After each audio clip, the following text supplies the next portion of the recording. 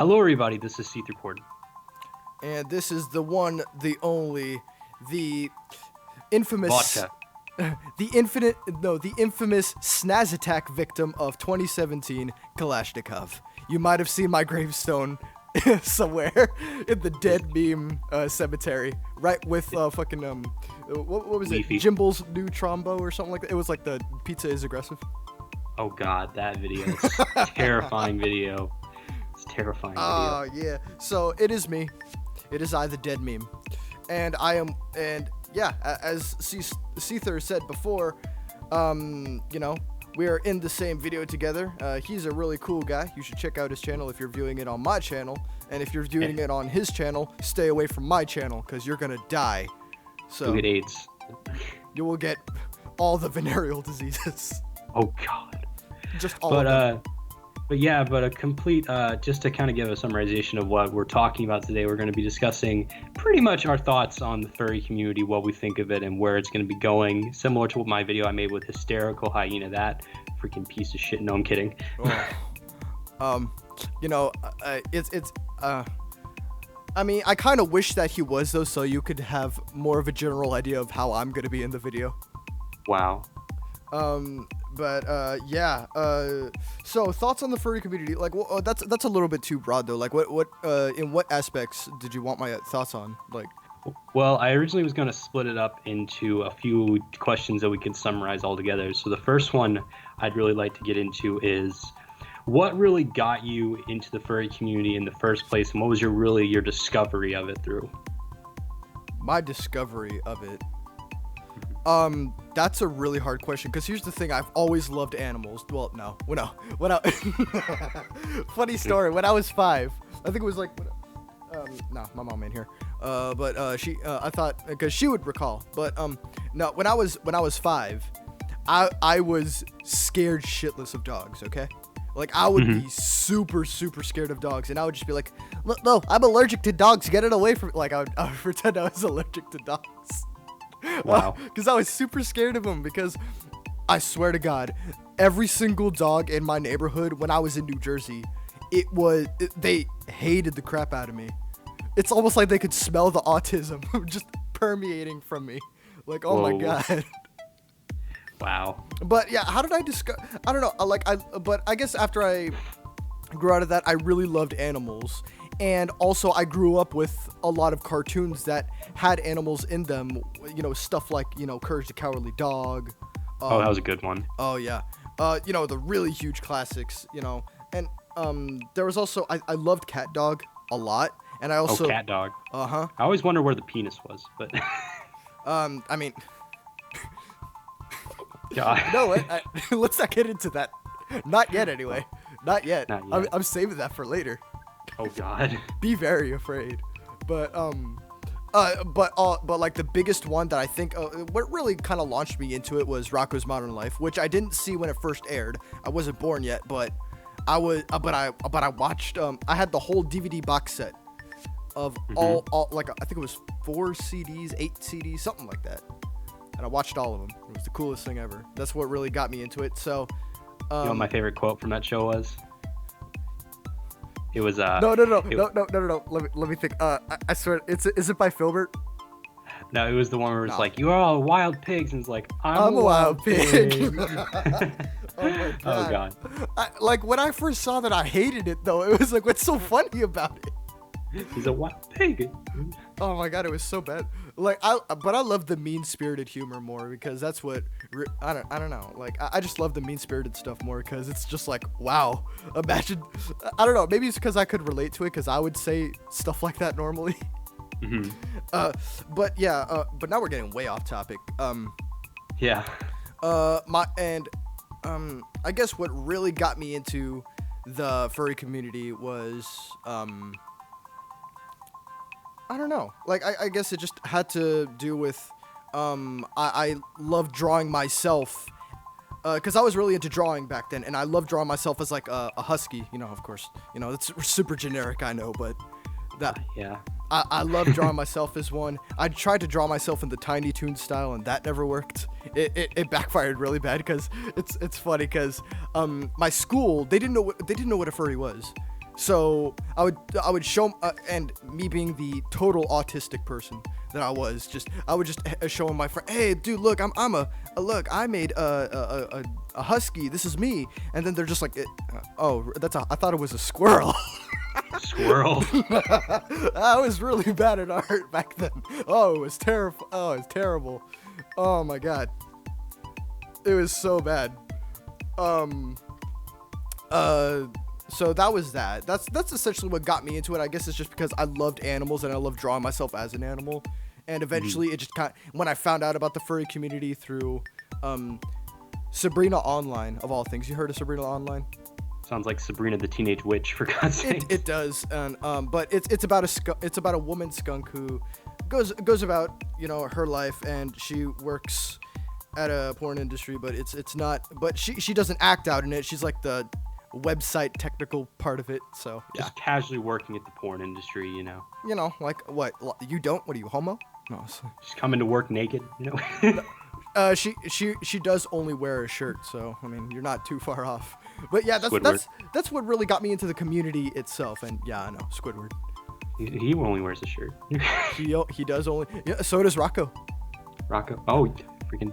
And naked animals. No, I don't think Filbert wears just a shirt. No, that could be wrong. Who's Filbert? I'm done with the Skype call. Come on. So done. Interview over. Over. Rage quit. But that's the turtle, the one with the glasses. Oh yeah. Oh my god. Speaking of Filbert, we have a pet turtle. His name's Filbert. Oh, hi Filbert. It's really small though, and when its sister died, and I was just like, oh, that's kind of fucked up. Like my penis. What? Wait. Did it? Nothing. What did you mean, that it died, or it's just messed up? Yeah. Let's keep going back to the furry community. Yeah, I'd like to do that too. Oh god. So that's what got me into it. Love drawing myself as an animal, and I love drawing. And eventually, I watched this comic called Sabrina Online, and here I am today. That's what got me into the community itself. And yes, I did actually go to E621 on multiple occasions. Nice. And it's not for the things that most people would try to associate it with. No, I was actually... this was before I knew what E621 really was. Like, I didn't know that it was mostly just a porn site where, you know, furry porn. That's what... I didn't know about that at first. I was actually looking for Zigzag artwork because, you know, I thought she was cute. And... Cool. Eventually, I got to see the dark side of the internet, and I'm like, oh, this is terrible. I don't want to do this anymore. Yeah. Oh, but anything else aside from, you know, that? Well, next thing I want to go into is kind of what do you think is the furry community as a whole, as you do see it these days? Like, what do you think of the people? What do you think of the people who make comments about the furry community that aren't in it themselves personally? Cancer. Cancer. Everyone's cancer. I mean, it's the way I see it is that I mean, say if you watched my video about Furry Rapper King, which I'm pretty sure you did. Yes, you stole my freaking idea. No, I'm kidding. Yeah, I did. I'm not even gonna try to sugarcoat it. Yeah, I did. I just saw that and I'm just like, I could do better. Oh wow! I see how it is. Okay, I see how it fucking is. That was my. I know. Hey, that's capitalism. We compete, and somehow. Whoa. Okay. We have to get Bernie Sanders up here. Never mind. Let's not talk about politics. But anyway. Well, hey, you know, I'm a nihilist, so like I don't have a. Oh, what's good? Oh, dude. Oh my God, I can't remember.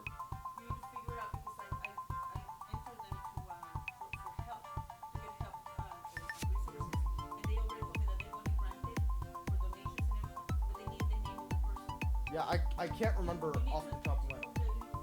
Yeah, I'm definitely, because that sounds super important. Sorry, just something happened. Yeah, def. Yeah, sorry, that's my mom talking. Cool. Yeah, we're, as you can see, it's kind of a hectic household, but, you know, I love you, Ma. All right, okay. My mom wishes she got an abortion. Whoa. But anyway, what were we talking about? Like something about the furry fandom, you know, what do I think of it? Like, being a furry in general, that's more of a thing that you kind of keep to yourself. I don't know. At least I see that as that anyway. It's not. There's nothing morally wrong about being a furry. I mean, there are aspects of it that are morally wrong, such as the big B word, the big B word.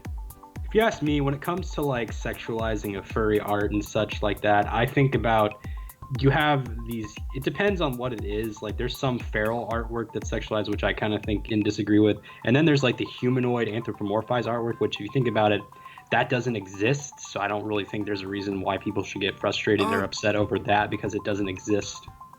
But to me, this sounds like a really specific, like a really oddly specific part of the furry community.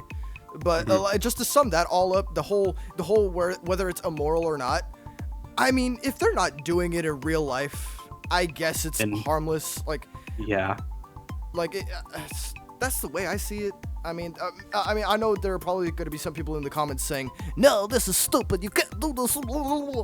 My subscribers aren't like that. Oh, they pretty much they suck my dick all the time, so they don't. I'm kidding. I love you guys. I would too, Papa. I want it. What the fuck? Give it to me, Papa. Come on, big Papa.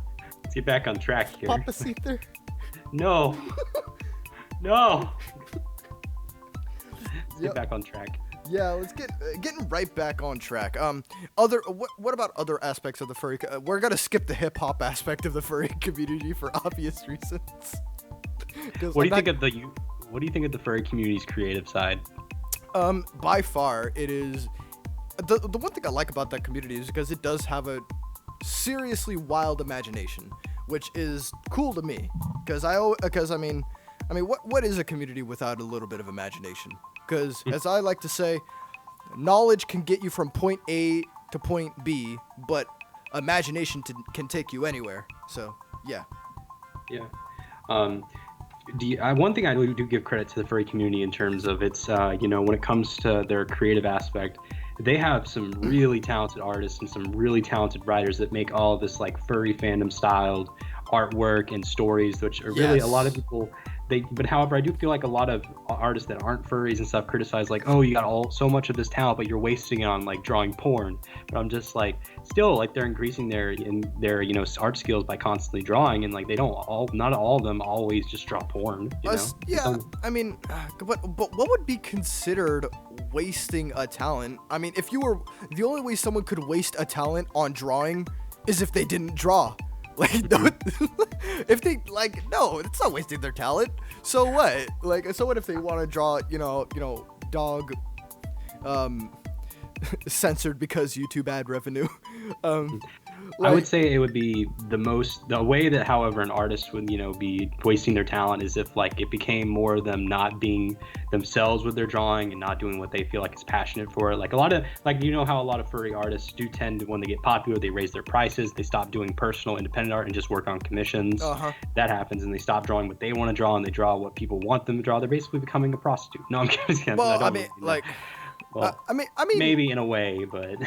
But the way I see that though is that I'm sure the people who are commissioning, they do genuinely don't mind, because hey, it's money in their pocket. They can't really complain. And besides, in all honesty, if they're getting commissions, even if it's not what they want to draw, it is a job where they do, where they like stick to their guns. They're doing, oh shit, I almost knocked my microphone over. My apologies. But no, that's fine.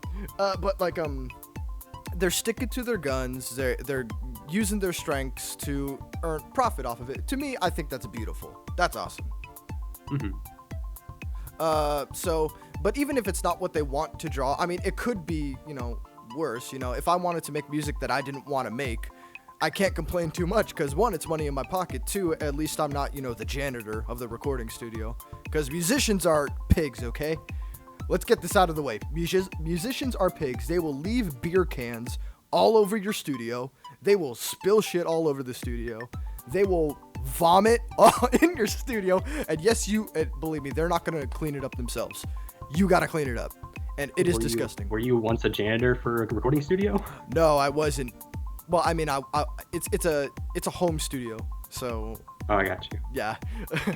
So, and I I'll save the story for later because we're more focused on the furry community. So, but yeah, in terms of the whole creative aspect of like people, you're wasting your talent on. No, it's full of shit. They're so full of it. I'm sorry. Like, I gotta call them out on it though. Like, come on now. I know I'm sounding like a broken record, but I cannot stress this enough. You're cool. Huh? No, you're cool. Yeah, I hate sounding like a broken record, but I want to stress this. The only way an artist can waste their talent is if they don't create art. That is like period. Yes. I mean, we could go into detail on whether it's art they want to make, or but I wouldn't say that's wasted either, because every single drawing they make, it is a little bit of experience. It is. Yeah. And now that we got that kind of out of the way, if that's all right, one last thing I would really like to ask you is, like, where do you see the furry community as a whole going in, like, say it be like in the future, be it like a year, a month, or like a decade from now or so? In a ditch. In a ditch. Why do you say that? Why do you have such a doomsday kind of outlook for it? Let's be for real. Lots of drama, lots of just total bullshit going on. Not enough people just minding their, either, I wouldn't say necessarily minding their own business, but trying to worry more about themselves and trying to have a good time, and more focusing on like stuff that really just kind of makes them nihilistic. I mean, that's what I would say. I mean, that's the thing about the future. You don't know shit about it. Like, I might as well just see what happens. And don't get me wrong, there are a lot of people out there that are super positive. They give great vibes. Applause to them. And hell, even to the nihilists that are all like, oh, well, life sucks. Hey, I mean, as long as you just kind of keep it to yourself, that, unless if it's like a legitimate criticism, like, oh, this guy stole my art or something like that, you know, I guess that's fine too, because you're not trying to ruin everyone else's day. You feel? So I understand what you mean. And I would say that there are definitely like drama whores in the fandom, but I wouldn't say that necessarily that as a whole would cause the community to die out. The thing is, like, the reason why I feel like it won't really die out from that is because the furry community has been around since the 1980s, and it's tend to survive a lot more than you would see like many other fandoms online do. Like the brony community, you can clearly see that they're dying. Like, they're barely staying alive at this point. Wait, the Bernie what? The brony fandom. Oh, I thought you said the Bernie fandom. I'm just like, oh, okay. The Bernie Sanders fandom. the Colonel Sanders. The Colonel Sanders. Oh God. But yeah, the brony community is barely staying alive at this point in age. And also, like, you see like other communities that also tend to, like, you know, die out after a while. Maybe usually I feel like that's because they're based off of a form of media that, you know, eventually a form of media, be like a TV show or a music genre, dies out. The furry community stays alive off of themselves, and I don't really see how drama as a whole can make them implode and make them all die out pretty much. I would feel like the bigger threat would be more so mainstream, you know, with the furry community becoming more mainstream and everyone wants to be a furry, making it all like collapse within itself. I wouldn't even, to me that, no offense to you, that kind of sounds like horseshit. Like, I get what you mean. I'm not trying to insult you or nothing, but like, what the way why I say that is because furries, yeah, they are around a form of media. I would argue that it is. I mean, it's not a certain TV show or anything like that. It's not just one thing. But let's take it on a more broad perspective. The furry community, we can objectively say 99% of it is influenced by, you know, stuff like digital art, you know, stuff like, you know, drawings. Same thing with the brony fandom. We could also make it even broader, where the brony fandom, I mean, there's like video games on it, you know, comics, which I guess is the same thing as the drawing thing, and you know, really even music. Hell, there was a My Little Pony freaking vinyl record that I saw on Hot Topic. I wish I was joking with you. Well, I get what you mean, but I would feel like, even though, that we do have forms of media that influence us, but however, I do feel like we also do survive off of our own creations, and how I feel like the furry community is not necessarily kind of like a media thing. I feel like it's more so a concept, because back when it started back in the 80s, this wasn't, I admit it came more so from science fiction books and all, but however, I do feel that media, when it comes to like social media, wasn't as broad back then. Like TV, music, social media weren't as broad. Social media didn't even pretty much exist back then. Wouldn't brony also be a concept? Like, what do you mean by a concept? Like it comes to the concept of anthropomorphism, which you've seen. Which anthropomorphism is basically giving human-like characteristics to non-human things. Like you see that in the Bible, you see that in how is that not stories. My Little Pony either? What? Well, the thing is with the brony community, which I feel like it died out, is because it was a trend. It was a trend at its time. Guys coming, a bunch of males liking a show that was made for little girls. That is true, but even then, for me anyway, it wasn't even that huge of a trend in the sense that it was so many people joining it. I think there was like equal amounts of people loving it and people just making fun of people who loved it. I think it was like kind of like balanced. I mean, because I understand what you mean. I think the brony community died out because just the concept of someone liking anthropomorphic animals isn't as absurd as someone liking a show meant for little girls. It's not as absurd to me. At least that's not what I think anyway. But what I mean in terms of like it dying out is not necessarily saying like the whole community is gonna like not be a thing anymore online, or everyone in the community is not gonna talk to each other. I mean like I didn't mean like dying out in terms of like the media not paying attention to them. The brony community, I felt like more so was dependent on that, because the furry community was like underground kind of. It was kind of like an underground mole people kind of. Yeah, I didn't, when I said in a ditch, I didn't really mean it in terms of it totally dying out and not being anything. I think I meant more of that in like an outsider looking in, where it's mostly like, why would anyone want to join this? That's kind of what I meant. And I will say, like, the thing I can't agree with you on, like it dying out, I could say like convention like number totals of people attending could go down, because I think like right now the biggest convention at Anthrocon has at least 30,000 attendees each year. I could be wrong on that number. Someone quote me on that. Yeah. But yeah, that could decrease, media attention. Media has kind of always been around for the furry community for the past like 15 or so years, but however, it's gotten more as of recently, and all of it was negative pretty much back then, but now there's slightly more positive, if you ask me. I don't know a whole lot about the furry community, and I said this before, but like, I have never, honestly, from my perspective, the media has been really silent on it. I mean, you kind of say it where it's like, there was a lot of negative press about furries, but now it's getting better. Like, I haven't heard anything from it. But again, I'm not super active in the furry. I'm not super active in any community. I understand what you mean. I mean, I'm just part of the community, and then after a while, I just, it's one of those things where I consider myself a fan of this, and that, but I don't like interact with anyone else. I'm pretty fucking introverted. I understand what you mean. And I'm super awkward to talk to. Like, I'll get, like, over this Skype call. I mean, maybe I don't seem that awkward, but in person, oh man, game over. Like, I'm the exact same. Don't worry. Oh my god, like, it would, like, total nightmare. So that pretty much wraps up everything. Is there any other like kind of questions or things you want to add on into talking about? It kind of, I guess it kind of depends on the, is there anything of relevance in the furry community? Because if not, I could also share that story about the musicians being total pigs. Oh yeah, you can mention the story if you want to, and then we can close it off. All right. So there was this one time, I swear to God, he was actually a furry as well, and I guess this is also why I really wanted to do that furry rapper king thing. I did steal the idea from you essentially, but when I saw it, I was like super motivated to do it, because there was something with someone like that actually happened to me. And what happened was that he came into my studio and he tried the dumbest shit, I swear to God. Like, I didn't even see it when it came in, but he had like a 40 ounce and he plopped it on my record player, which I used to make hip hop beats. Cause with sampling, you know what sampling is? I don't believe exactly. What you do with sampling is that you take a piece of an old record or something, some sort of pre-existing recording, and then you put it into your own song to make a new recording. All right. Okay.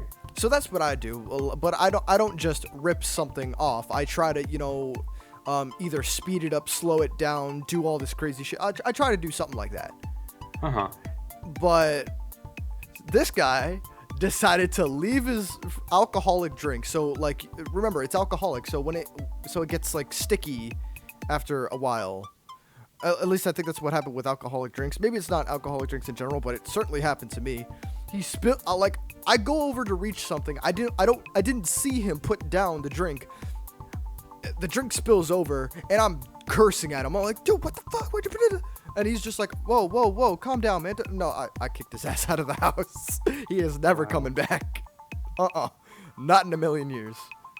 Oh, Jesus. Like, yeah. So that was the most interaction I've ever had with the furry community.